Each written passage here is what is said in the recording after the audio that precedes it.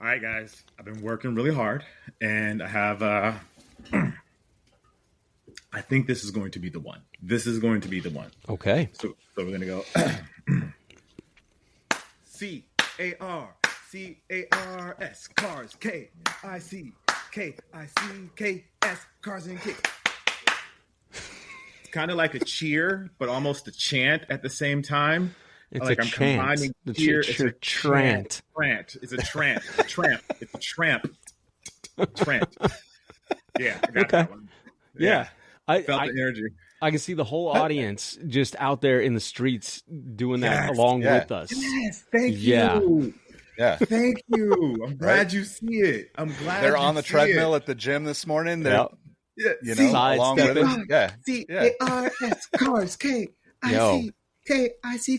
Look, he's already choreographed something too. For those of y'all that are just listening, Jacques has a full-blown choreographed routine to go along with this intro. I'm giving the people what they need. Obviously, audience, if you're listening, let us know which intro do you like the best. I think that's number 35 or something like that. Just like my musical genius is. It's unlimited. Welcome to the Cars and Kicks podcast. I am Jacques Slade. Today we got a really great episode for you today. Talking about some stuff that's kind of it's hot in both worlds right now, which is not. I won't say it doesn't happen often, but there's a synergy going on that's happening. I should probably introduce the people on the podcast because they're the most important. I'm Jacques Slade. The fun-loving idiot here on the show, but I also have Eric and Nick here who really hold this show together. They are the glue. I mean, if this was a building, they are the foundation, guys. Really, I'm a window. I'm the window that you look out when you want to see everything else. They're the guys that keep this thing going. I don't know how much better I can explain that. Eric and Nick, I'll let you guys. Man, I appreciate that. The foundation of that's big. That's a lot of responsibility, but I'll do my best, man. I'm Eric Valdez. I am the resident car guru on the Cars and Kicks podcast here. I guess I'm the yin to the yang to Jacques' sneaker thing. And then I think the real glue and the real foundation is actually Nick, because he just holds us all together. So Nick, that you by all means jump in here, because you are the true foundation. I mean, I'm just kind of connecting the dots here, you know, like I basically just fall on both sides of these two passions. So I'm obsessed with sneakers. There's a wall of them behind me that you might have seen on the Sneaker History podcast, and there's 4 cars in the garage / driveway, which nobody needs to own. So that's me. But I'm excited for this episode because we're going to talk about retros and the concept of a retro, the price of retros. And I think that this could possibly be like one of, I would say, as Jacques called us, the foundation. I think this is a foundational conversation for our show. Sure. Looking forward, right? Because, you know, retros in the sneaker world have always been a thing, like since 94, basically. 94, And even, you know, to be honest, they've been a thing before 94. They just weren't called that because if you look at like Adidas and the Stan Smith and the Superstar, these shoes came out in the 60s, 70s, and they've always kind of come back. They just weren't called retros. Now we're getting to the point where I just want to know, like, can cars be retroed? Can I get my 92 Integra GSR straight from Acura? Like, where are we at with that? I mean, that's a very good question. There have been attempts to do modern versions of retros, and some of them have been successful. I think the new Bronco nailed it with the design and kind of bringing back some of that nostalgia. There's the not aftermarket, but the third-party companies. Some of them we've talked about. Singer, you know, different take on retro with Porsches, of course, Vintage Broncos, which is another company that does really great high-end old Broncos and kind of modernizes them. But nobody's doing really, to your point, like a retro version of an OEM car on the manufacturer side of things. And, you know, Jacques, you know about this. You were talking about this here recently about some of the new retros coming out and the price points and all these other things. But yeah, it's a very valid question. Like, why isn't Acura coming to the table with, just a modernized version of the Integra GSR. Doesn't have to look a whole lot different or anything. Maybe put the safety features in, etc. But yeah, can that be done? So I have questions for you guys about this. When we talked about this in the group chat about this being an episode, it brought a lot of questions to mind for me. So with sneakers, the retros are pretty much, for the most part, one-to-one remakes of the original, even including the technology, using the same technology. The materials are a little bit different, obviously because material changes and sourcing materials and all those things, and developing material gets better over years. But for cars, I would think that would be a lot harder to do. I feel like the materials that they use to make cars are different today than they were, in the 80s, in the 70s, and the 90s. Like, they're using different composites of metal and plastic. And then the engines, I think, again, this is where you guys come in to make this work. I feel like the engines would be hard to do from back then as well, because, like, especially here in California, because the standards have changed Emissions for, like, and everything, smog and emissions and things like that. And like, the technology has gotten better to make the car more efficient. And then the final question in that for you guys is, would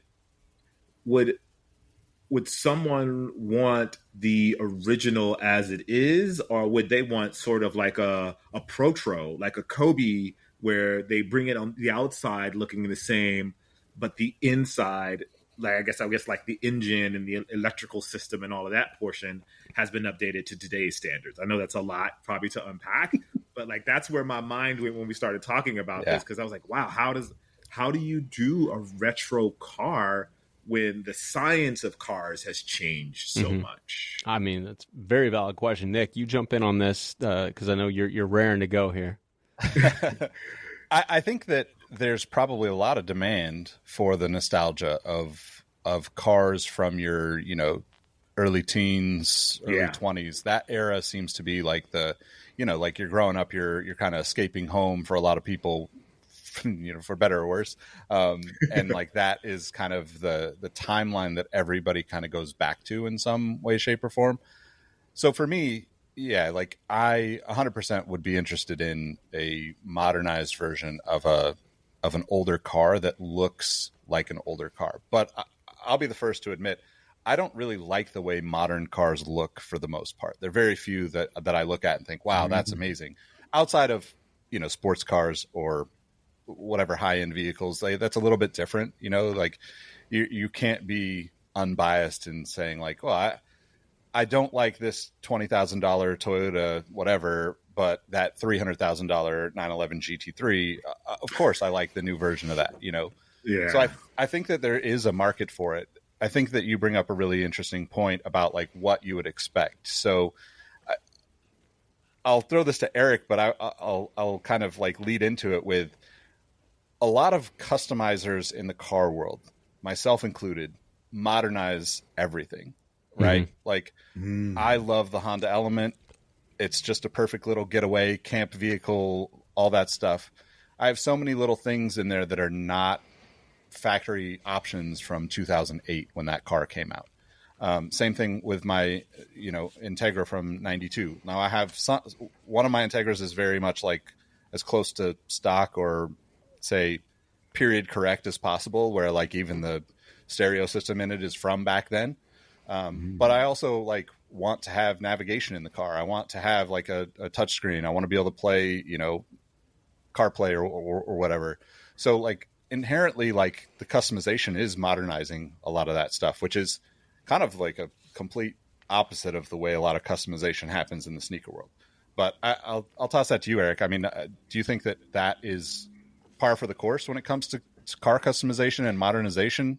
Yeah, I mean, I don't think I don't think it's so much of a lack of demand. Obviously, it's going to be a very niche thing. Car manufacturers are in the business for the most part to mass produce vehicles to maximize profits. We get that. You're not going to have the same demand for a 92 Integra in the masses as you do amongst just car people or whatever. But I think physically, is it doable? Yes. Most of these companies still own the tooling to recreate these chassis and these body panels, etc. The engines and all that stuff, they still have the wherewithal to manufacture this stuff. It becomes a bigger, not even necessarily a profitable thing, because I think there is enough of a demand for people in certain cars to pay a premium to have a manufacturer go back and do like a 1-to-1 version of an old car. I think what you talked about, Jacques, is the biggest issue, and it's essentially policies, not only related to emissions, but safety and all of these other things. And a lot of the reason that cars have gotten so big and bloated, for lack of a better term, is due to safety. I mean, these cars, and you can't argue, cars nowadays are much safer than they were back then, and that is always a good thing, especially me being a dad. That's front of mind all the time, even though I love taking my kid to school, and we got a 72 Chevelle SS that we take to school on Fridays and stuff. Probably not the safest car in the world, but man, it sounds good and it's cool. Would I drive that every single day with him in it? No. And so there's those elements that get factored into it as we all evolve and grow and everything. I think that is an uphill battle from a manufacturer standpoint, and one that they don't really want to fight, or and it's probably not lucrative enough for them to do it. Now, there are certain projects with different manufacturers. For example, Porsche was one of the, we talk about Porsche a lot, but they do a lot of things right. Not everything, but they do a lot of things right.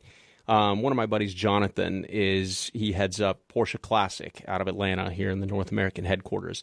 And basically, they don't manufacture a car from square one, but if you have a donor car, let's say you've got a 993 C4S that you want to have restored nut and bolt as was created by Porsche back in the day, they will do that for you. It is not cheap, and there is a long list of people wanting to do that, so the wait time is substantial, but it is possible. So there are at least those types of programs that exist there. I feel like Toyota has thrown around the idea of doing this as well, but it really is it's kind of like, I guess if you get enough money and you throw the idea to manufacture, maybe they'll do it for you. I just don't see it becoming like a massive thing just yet, which is kind of sad, because it would be nice to be able to do that, That's an interesting way to look at in the sneaker world. Like, if you have a pair of Air Force Ones from whatever, 84, and they're falling apart, to be able to send them back to Nike and have Nike basically like reconstruct it or whatever, resole it and put them back together. Like, that's a very interesting like perspective on the sneaker world, because you can't do that. That's why people like Shoe Surgeon exist, and all these customizers, because that would be, man, like that just like makes my eyes light up to think about being able to send an old pair of Jordans, or old pair of 4s, or a pair of Puma Clydes from back in the day, to send them back to Puma, or some shell toes, like to be able to send those back to the actual brand, and the brand rebuilds it for you, have like a custom cobbler. Obviously there's an upcharge. I mean, it's almost like a bespoke, like the bespoke. They charge $1,000 for a bespoke, $1,500 or whatever it was for a bespoke Air Force One. To be able to do that, that's pretty fascinating. I love that concept. Yeah. To give a little context too, like the Nike bespoke program was a thing at 21 Mercer in New York, where essentially you could go in and you could pick the materials of your Air Force One. You could customize everything and kind of walk away with this like absolutely incredibly, high end Air Force One. And I can't remember. I think it was like somewhere around 1,000, 1,500, something like that. I think that it's the thought of doing that in sneakers is really interesting. It does happen a lot, right? Like, there's plenty of customizers out there, like, my friend Mario does, restorations for people, and will order from a third party, but order the back tabs that crack on the Jordans, will order, new wings for your Jordan 4s if they happen to crack or something like that. Kind of like replace all of those things, but it's definitely not a Nike thing. And I think that the reason why we don't see that in footwear is because footwear, even though retro drives so much of what it is, footwear, they want you to really use your shoes and buy new pairs, right? Like, you know, we kind of learned that like plain as day with the Nike Hyperdunk in 2008 or whatever that was when it came out, where the shoes are incredible. They're super light, but the materials are kind of designed to degrade quickly. But give you the most performance over that short, you know, sweet amount of time that you're going to play in it, right? And like that's way different than, you know, like a Puma suede or a Superstar, where it's, you know, essentially just like very hard rubber, leather, these kind of materials. And I think that you know, the automotive industry, even though we don't think about it as consumers as much, when if Porsche produces 1,000 cars of a particular model, they also produce probably another 500 pieces of everything about that car, because they have to be repairable to some extent. Not every car is built that way, but you know, when you wreck, when you know, get in an accident, they need to be able to supply parts to the people that are going to fix that. If something goes wrong with the car, they're supplying parts. So in theory, this whole concept for sneakers would be like if Nike also sold airbags, you know, and were like, replacement airbags for your Air Max 90s were on the site at all times. And I think that it's a really interesting idea, and I think it could work. But I think it's like they're trying to figure out how to do the Nike ID, Nike by you thing. Same with all the other brands, right? Where it's like, oh, if you want custom, come to us and we'll figure out a way to do it. But we're going to do it within these, you know, very constrained choices. Yeah. Right. I like what Jacques said, though, like to kind of take a play out of Porsche's book with their classic program and be able to send it in. Not only if you, let's say you want a 1-to-1 version of a legit, you know, retro pair, not a re-released retro pair. And let's say you wanted to take it a step further and, you know, in your Air Max 90s, you want, you know, whatever highlighter yellow, I forget what color it is, but highlighter yellow air bubble versus the clear that it came with or something, and have the ability to kind of customize a real retro in that way. I don't know. I think there'd be a demand for it for sure. But I think kind of one of the things that popped into my head with the car thing and the sneaker thing is you got to have people at the top that get it, right? So like when I think of automotive companies, people like Jim Farley, who's CEO of Ford, he's a car guy, right? Like, so he gets it, and he understands, you know, the real consumer side of things, because they got to be a profitable company. But he understands what car people want. Ralph Gilles, who used to be, I think his title now, he's like head designer, chief, you know, creative designer of Stellantis Group. He used to be CEO of Chrysler's SRT Group, etc. Another big car guy. And if you have people like that at the top, they may be more open to doing things like this. But if the CEO of a company came from some other company, or, you know, outside of the sneaker world or outside of the automotive world, and their goal is to maximize profits, you might not see these kind of niche programs. And I think maybe that's the bigger thing, is that why we don't see more of that. One of the cool things that it leads to, though, is, again, talking about the aftermarket stuff and having people, you know, in the third party world modify stuff. The Shoe Surgeon, Singer Porsche. One of the people that, one of the cars that popped into my head was the Tuthill 911K. And I don't know, Nick, you're probably familiar with this. Jacques, I know you know exactly what I'm talking about. Exactly what you're talking about. I'm not looking that up on Google right now at all. But that is, to me, a really great example of what can be done without modernizing too much, right? Like the Singer 911s are fantastic, but they're extremely, you know, like luxurious, and yes, they're fast and they perform well and everything, but they're made to feel more like a modern version and look like an older version. The Tuthill 911 took a different approach. It looks, to the naked eye and your average person, it looks like an old 911. It doesn't have, you know, crazy like 18-inch wheels. It has 15-inch, you know, wheels that like the older ones came with and stuff. Most of the lines on the car look very similar to how it looked back in the day. But his approach was to take it and modernize it with the sole idea of making it one of the best performing vehicles out there. So like, it's got the engine, it's like a 3.1 liter, you know, bespoke in-house engine that revs to like 11,000 RPM or something crazy. It sounds insane. There's titanium and magnesium and carbon fiber everywhere that reduces the weight to this car. It's something like, I don't want to misquote it, I don't have it pulled up, but it's somewhere around like, I don't know, 800 or 900 kilograms. So it's under 2,000 pounds for those of us living in America that don't know nothing about that metric system. No.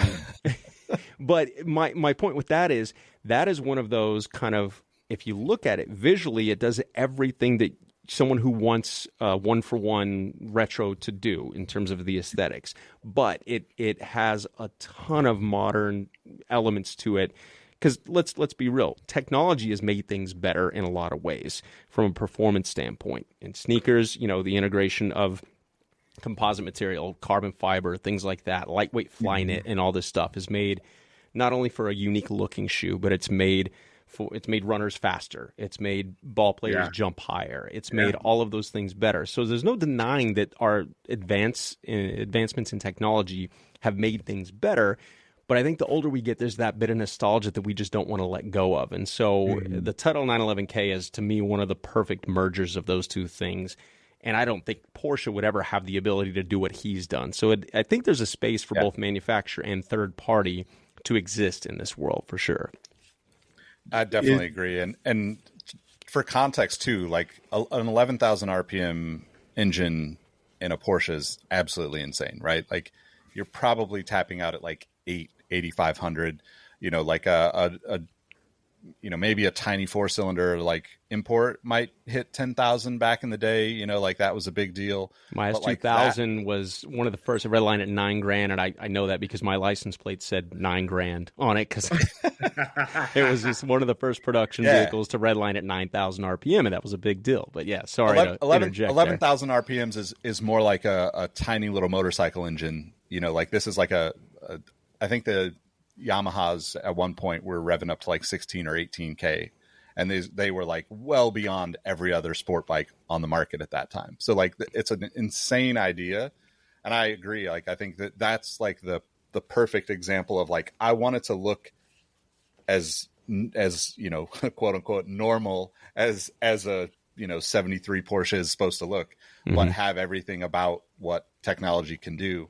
I think that's kind of it's happening in the like Japanese car world too right now, where there's a company, I think it's called Legends or Built by Legends or something like that, and they've basically been doing the same thing with Nissan Skylines. They've done a couple of Honda Civics, I think, basically recreating these like kind of iconic Japanese cars from the 90s, but in like completely modern, full carbon fiber doors and fenders and all the works. I think that like kind of proves that there's a market for the manufacturers to pay attention to this stuff at this point, right? Because the people that grew up looking at all these cars always are going to look back to that time fondly, whether they had the car or not. And I think we saw that, the first time I can really look back and say they tried to do it as close as possible was probably when did the Dodge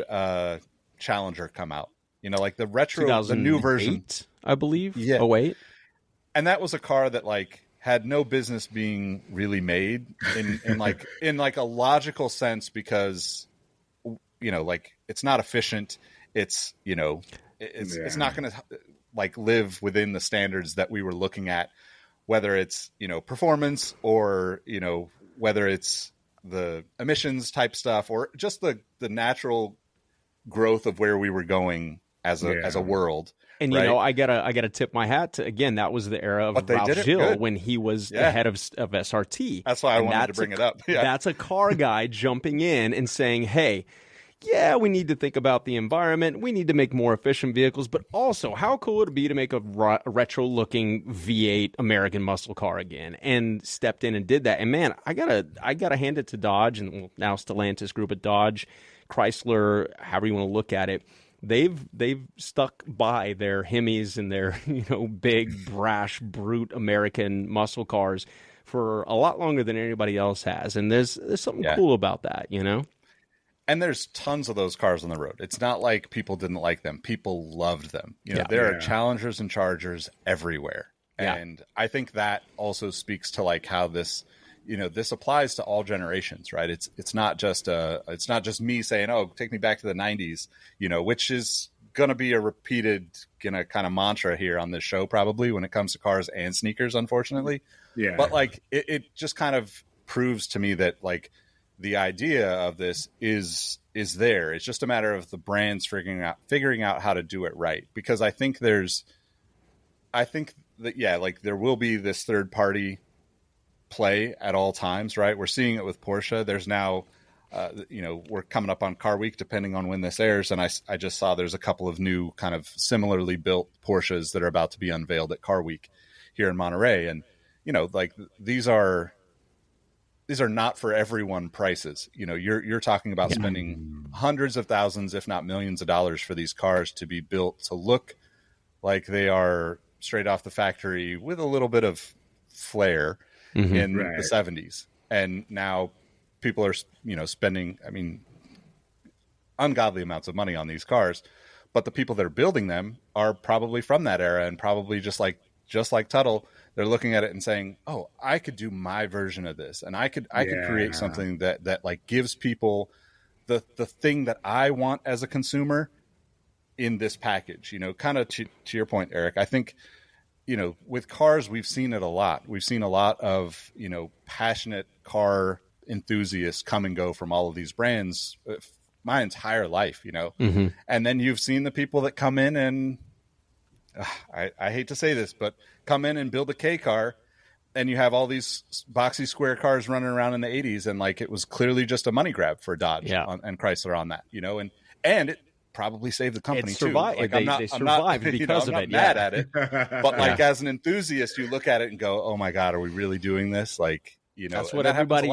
That's what everybody said when Porsche decided to make an SUV in the Cayenne. And, evolution has to happen. And you're either going to figure out how to make the best out of it, or you're going to just dig your heels in and not be open to it. And you touched on something really cool, too, talking about the retro thing, that some manufacturers have done really well with, and others have just completely gone the wrong direction. And that is bringing back namesakes, right? Like Challenger and Charger. If they would have been brought back, like, for lack of a better term, the Blazer that Chevy has brought back nowadays, and, the Blazer was an iconic, cool off-road brute vehicle, and now it's like a muddled down, four-cylinder crossover at best. Or they do an EV version, which it's kind of cool, but it's not the same. You can't take a nameplate like Challenger and Charger and then come in with like, a soft version of what those cars used to be, or you're shooting yourself in the foot. And that's where I think, some manufacturers have done well with that, others have not. I think Ford has done well bringing back the Bronco nameplate. Had that not been, anything to write home about, it would have failed miserably. But even though it doesn't have, it doesn't have like a gigantic motor in it, although the Bronco Raptor is as brute as it gets. It was a good attempt at merging modern technology and old school vibe with the design, and I think they did a really good job with that. I think that can kind of toe the line between keeping a company profitable and mass producing without having to revisit things that they did in the past, solely. Because again, the guys like us that would love to have a 0-mile brand new NSX or something that we grew up with a poster of on the wall, we're few and far between. But if Acura nails the NSX, which again the last one was so polarizing because they went hybrid and all these other things, it turned a lot of people off. My point with that is you bringing back a very popular namesake it comes with some sort of responsibility. I think it'd be like Nike dropping a brand new Air Max that had no air in the sole whatsoever. And it was just a new version of some sort of foam midsole or something, and it'd be like, well, that's not an Air Max, you know what I mean? So I think these manufacturers have to be a little careful when they bring stuff back and go retro with stuff so that they don't upset people as well. Okay, let's do a little. I want to do a little marketing exercise here, okay. just from you two car guys. So if they brought back let's just keep it with the Blazer. So if they called it the Blazer 2000 or the Blazer 24, would that change the way you thought about it? Me personally, no. I mean, look, we have a Blazer EV in the driveway. My wife, who's for those of you that don't know, she's an amazing talent and local morning radio host here in the Dallas-Fort Worth area. She's got an endorsement with a local dealership here, and they gave her a Blazer EV. It's a cool looking car. It's it's an electric vehicle, hence the EV. Would I have brought back the Blazer namesake, whatever, for that particular vehicle? Not if I were CEO of General Motors. I wouldn't have. And I don't think that would have made a difference in the overall, success or failure of the vehicle. It could have been called the, to use your term or whatever, it could have been called the Chevy Starstruck 24. Who cares? It's a new vehicle, right? So at that point, you're not losing anything by trying to grab the retro namesake. I don't quite get the thought process behind bringing that into this, unless they're just really trying to usher in a new era of automotive world and forget about the old boomers. I guess I'm not quite that category, but you know what I mean, that remember the old Blazer. So for people like me, it's not worth bringing a name back unless the product is great, so to speak. True to the name. True to the name, this just happened in sneakers, right? Like, this is the Jordan 4 Nigel Sylvester. Oh, the RM, yeah. The RM, right? So, like, I like that shoe. I think it looks cool, but I won't buy it because it's labeled as a Jordan 4. I don't think you should be...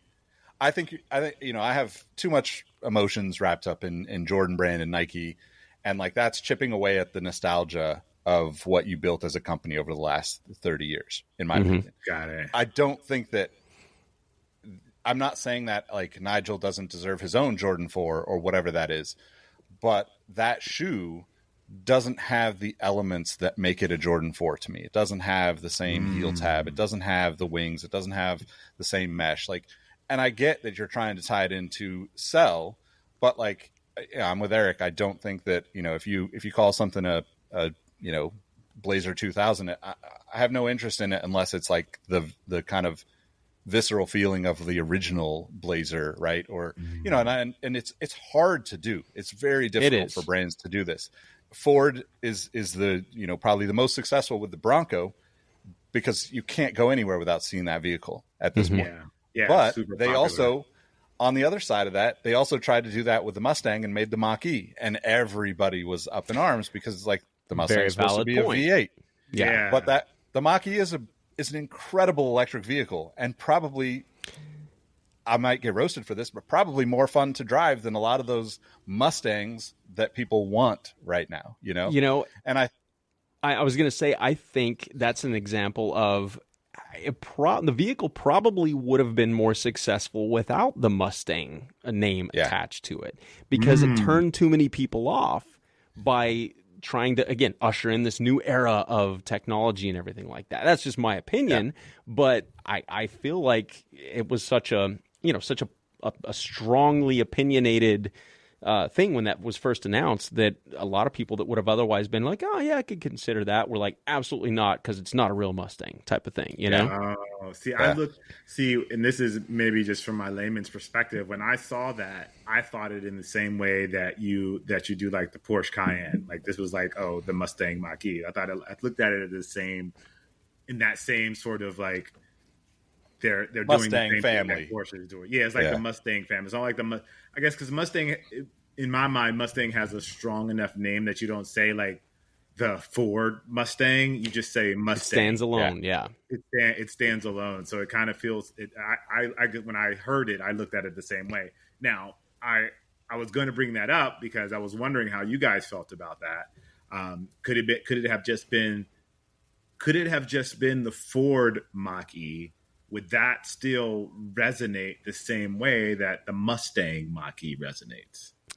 I think that would have been, because the Mach nameplate, it was also kind of brought in from the Mustang. They had the Mach 1 back in the day.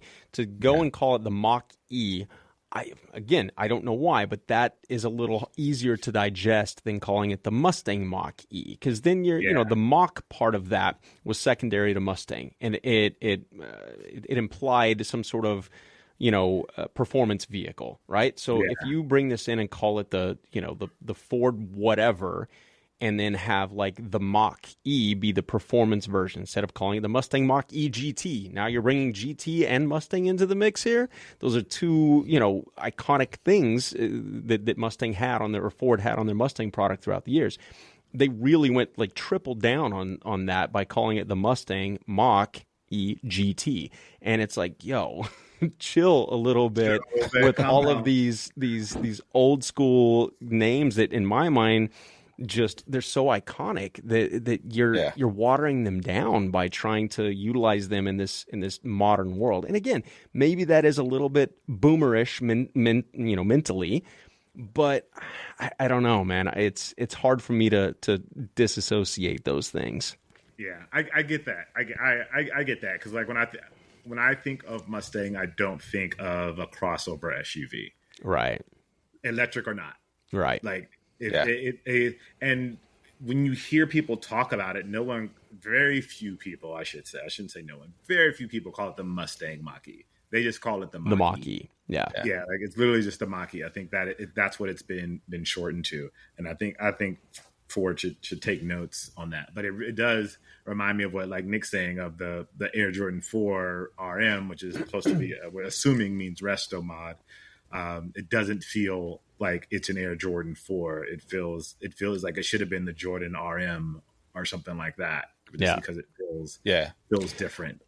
I think too, like the this is like kind of my high horse to stand on, I guess, when it comes to these kind of decisions, because the way I would distinguish between like a Mach-E or even the Nigel shoe, fast forward 5 to 10 years, I see the Jordan 4 RM on the wall at Flight Club. Do I have a sense of nostalgia with that? No, I'm not going to. Like, there's no Jordan 4 in that for me. That is nothing. That's not to say that I don't like the shoe, because I do like the shoe. And like some of the colorways are actually really good on that shoe. Yeah. But I can't connect it to my nostalgia for the Jordan 4. If you put up any Jordan 4 on the wall in a Flight Club, I'm going to be drawn to that because it's one of my favorite shoes of all time, regardless of the colorway. It's really like, this is it. And personal example, like there's a guy a couple blocks down the street that has like a 95 Mustang Cobra for sale right now. And I'm not a Mustang guy. I'm not like, but like I had a friend who had a 95 Cobra. It was a fun car, and it's loud as hell and it's obnoxious. And it's just a car that like, I wouldn't say that like there are too many Mustangs on my bucket list, but like a 95 Cobra or a 90, like a Fox Body 90, 91, 92 Cobra, like those are up there for me, even as somebody who is not necessarily like a super fan of the brand. And I think that's how I would also look at the Mach-E. If I look at 10 years down the road, I'm going to have no nostalgia connection to the Mustang namesake. And if you're building something that doesn't connect those dots for the consumers, and more specifically, the like really passionate like consumers, like, I understand that, we are a very unique mix here, and we're not the target audience for 99% of things that happen in the world, right? Like we care too much about it, right. And It's they true. can't possibly produce enough things in the way that we want them for it to be a good business model, because I don't buy enough cars every year, or I don't buy enough shoes every year, Yeah. But I think that like if you're not connecting to those people that are a few people away removed from your target audience, those are the people that get people excited about it. I think like like the Volkswagen Bug has been an example that like I've been thinking about as we were talking about this. My dad's had a Volkswagen Bug, like I forget what year he bought, but he wanted a convertible when he retired, and it was like he'd always loved Bugs anyway. Love and that. Like cool, like just a cool little fun car. It's, I don't know what it is, 4-cylinder turbo. It's a fun little car to drive, like he doesn't want anything crazy. And I think that car is a perfect example of doing it right. I think Volkswagen nailed it with that. They brought it back. It felt like, for all those people that wanted that car in the 60s and 70s, it felt like the hippie movement had come right back front and center, and you get the nostalgia from that, but you do have all the modern, safety features and fuel efficiency.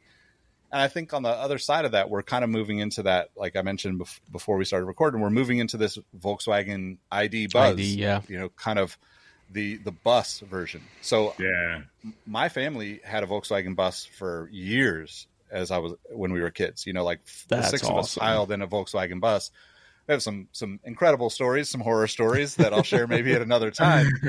But anytime I see one of those on the road, I'm just like, amazing. Give me one of those. I absolutely want one of those to just tinker around with and play with. There's a guy 2 doors down that has one, and he's always in the garage just messing with it. And I think one thing that about cars that ties into the nostalgia that we haven't talked about is the ease of customization, working on, tinkering. You know, like when you look at the Volkswagens from the 60s and 70s, you know, they were kind of built to be like, you could do all this at home, you know, like a toolkit off the shelf from your Walmart, and you could tear down the whole car. And, you know, people might not think of that as a good thing nowadays, but back then that really was a selling point for people to get into those vehicles because they were much easier to work on. And I think the same thing kind of happened with Hondas in the 90s, you know, like Hondas and some of the Toyotas in the 80s, I'd say, like the 86 Corollas and that. They were super simple, you know, and like we kind of got past that into the, you know, modern era of OBD, which is your, you know, kind of plug in, check the system. So like in 1996, we moved into OBD2, which is basically like everything can be seen on a computer. You plug in your adapter and you can read everything about a car on a computer. In some cases, that's amazing. If you're skilled with it, you can actually get 10 times better gas mileage or 10 times more horsepower before you blow up your car, probably. But on the flip side of that, it takes a lot of the casual fans and consumers and like kind of backyard mechanics out of the equation because, you know, if you give me all the modern amenities of Eric's Rivian, you know, like I worked on electronics for a decade as a profession in cars, but those cars are going to be well beyond like most people's comfort shade tree mechanic. You know, yeah. And I think that's just an interesting kind of other piece to this conversation. If the brands are looking at bringing things back, do they do this in a way that they're taking the standard approach where, you know, the standard approach selling a vehicle now is like you bought the vehicle and also we sold you 10 years worth of service for another $10,000 and everything is done at the dealership. Don't mess with anything. Don't customize it. Don't use the vehicle for the way you bought it and intended to use it. Just make sure that you bring it back here before it, you know, somebody else messes with it. Where before, I don't think that business case had evolved to that level in the 90s and 70s and 60s, you know? Yeah. I think that there's a couple things here. I think marketing is a powerful tool, right?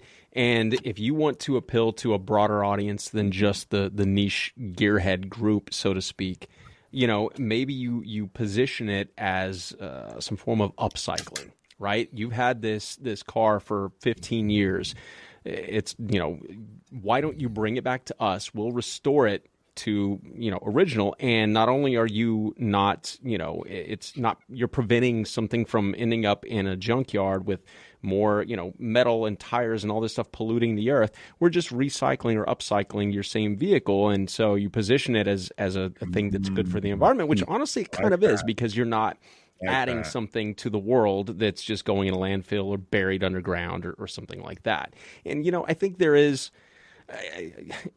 demand for stuff like that from the passion side of things, if you're a gearhead, and also from the practical side of things. Like if somebody's had a car and it's been paid off for years, and their alternative is to keep pumping, you know, $2-3 grand into it every year to keep it running, but it just looks beat up and everything like that, or go spend 40 or 50 grand on something, because that's cheap for a car nowadays. That if you offer a restoration service and say, take your, you know, your 15-year-old Acura or Toyota or whatever, and for 15 or 20 grand, they'll restore it, they being Toyota, and add a little warranty for you. And mind you, I'm throwing these numbers out there. I have no idea what it would need to be from a corporate standpoint. But if there's a world where you can make that make sense for the consumer, where they're not having to fork over 40, 50,000, it's a fraction of that. And they continue to keep a vehicle on the road that has been on the road instead of putting it in a landfill somewhere. I mean, the case can be made that it's a win-win in that regard, you know? I like that. I love that idea. Like a real resto mod for the average person. Yeah. Like a resto mod for the average consumer. Like everyone else is going to, restore theirs and upgrade. There's so much to this conversation. I know we're getting short on time. But before we go, I want to share one thing that I saw that I was excited about. And during this conversation, I kind of felt like, I think they would be excited about it. But then you guys said some things that made me think, oh, no, they won't be excited about it. So I'm going to share my screen. You guys can tell me what you think of this. So this is Hyundai's electric old car. Yes. It's an old car, but it's electric. So I saw this and I was like, that is awesome. Like 100% got me super excited when I saw that. But I would love to know, like, what do you guys think? How does this resonate with you guys? Is it interesting to you at all? What do you guys think of this? Because for me, I'm like, this is a win. I want this. So right off the bat, I think this is called the grandeur concept or something, right? I saw a glimpse of this here recently. This kind of reminds me of the old K cars that Nick was talking about earlier from Chrysler and everything. Really boxy, sedan. First glance, I'm kind of with you, Jacques. Like, there's something about that, the nostalgia. Even though I didn't, I was probably 6, 7, 8 years old when these like boxy sedans were a thing, but I grew up loving cars. So to me, it just, I would see something that would catch my eye and I'd love it for what it was. And looking back now, I see this and no cars look like that nowadays. There is a sense of like nostalgia that draws me in. And I personally, first of all, Hyundai has been one that to me has kind of nailed their whole glow up, so to speak. Like over the last decade, they've made a really stellar product quality wise. Hyundai Kia, because it's the same family.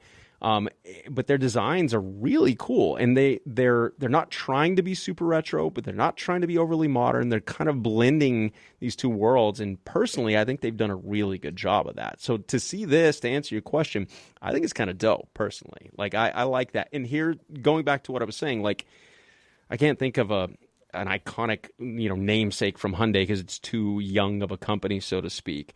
But let's say this was, the Sonata was a name that they used years and years ago. It doesn't have the same kind of cachet as Mustang does. I could see this being named that, and it makes sense because it's kind of the same principle, right? Same kind of idea. It would be where if Hyundai had built a supercar at one point in time called the Pluto X90, and they brought that nameplate back or namesake back for a sedan that's electric. That's where the disconnect lies from me. So it's not just about the design element of it. It's more about what the design and what the name kind of conjure up into my head and how I associate the two. Gotcha. So I think this is absolutely badass. I think that every car company should do things like this. This is so outside of the box.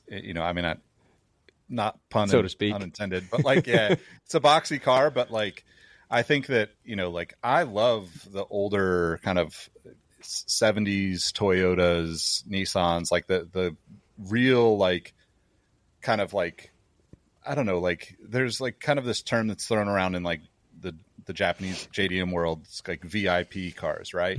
But like the old versions of these cars look about like this, right? It looks like it could have come out when we were kids. And the idea of making this electric is even cooler to me. Like that to me is more appealing than, I'll use the Integra as an example. The Integra came back, within the last year or two, and it's a 4-door sedan. It's a beautiful car by all standards. Like, but as a person who's owned, I don't even know how many Integras over the course of my life at this point, it is not the same car in any way, shape, or form. And I don't think it should be called the Integra. Stick with the brand had their kind of RSX, TSX, TLX, IL, like all these things where it's like everybody, by the way, but that's a whole other thing. That's like a New Balance numeric, naming convention where it's like, who knows what's what at this point. It's the 9 something. But I think like if this is where I think the worlds are going to collide in a very interesting space, because if you gave, like you see it on the customization side, you see it in the gearhead side, right? You see people taking a K24 out of a RSX Integra or Acura RSX or any of the Hondas, and they'll throw it into, I mean, even Porsches, they'll throw it into an old Datsun 510, like some of these old iconic sports cars. But because that engine is so readily available and it can put out so much more power than the factory puts into it, it's an incredible way to start customizing a car. You could spend very little in terms of like what Eric was talking about. Like, you buy a new car and it's $40,000, $50,000, $60,000 minimum at this point. You could buy an old, few $1,000s here, $4,000 or $5,000 there, and $15,000 into a project, you've got a really incredibly fun, sporty car. Now, I think that this is going to happen in the form of someone's going to take the hybrid system from like a Camry or a Corolla or a Accord, and they're going to take the electric part of that out and figure out a way to put that into an older, kind of more enthusiast car like a Civic or an Integra. And that will essentially be the reason for Hyundai. Hyundai is already doing this, right? Like that's exactly what this is. They built an old car to like it's not an old car per se, but like the style is very much vintage, where like the technology that's driving it is like modern and it would be fun to have for most people. And I think that's where those two worlds are going to come together, because ultimately we're going to have a ton of these hybrid vehicles on the road we already have tons of them, but like think of how many Priuses have been driven and then now are landing landfills or recycling yards or whatever. So we've seen it here and there with like the Tesla motors that are being put into some of these like crazy customs. And I'm sure that people will start building kits where you can, if they probably already have them, I'm just not aware of them, but you can probably imagine that you could take the electrical system out of a Prius, and you only need for a car that was built in the 80s or the 90s, you only need 200 or 300 horsepower for it to be really fun to drive. And not even that. You can have a car with 150 horsepower and you'd probably be, having a blast driving through the canyons.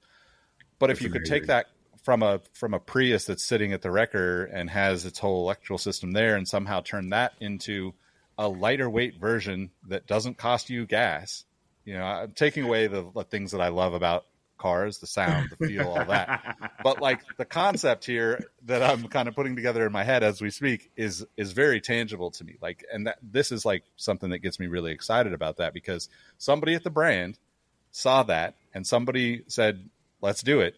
We'll put it together. We'll make it happen and see what happens. And, like I think more brands need to do that kind of stuff. That's the stuff that gets people really excited about like cars. And I think we've talked about in previous episodes, like part of the challenge right now for a lot of the manufacturers is like people aren't excited about cars. There's very few cars that people are excited about that aren't the people that are already excited about. Like Eric and I default are excited about cars. So like no matter what it is, we're going to be excited about it. It's kind of you and I on the sneaker side, Jacques. Like we're going to be interested in everything that comes out.